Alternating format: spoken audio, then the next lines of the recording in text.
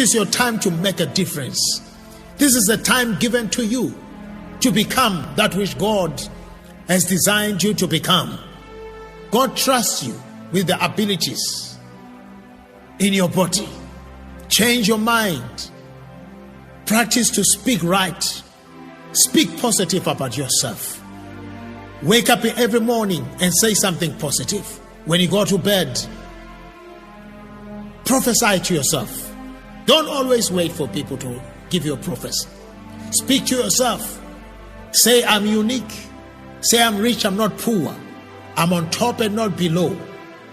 I'm loved, I'm not rebuffed. You got to love yourself. Love yourself first. The Bible says, love your neighbor as you love yourself. But you start with yourself. You got to love you and believe in you and trust you are able to do it.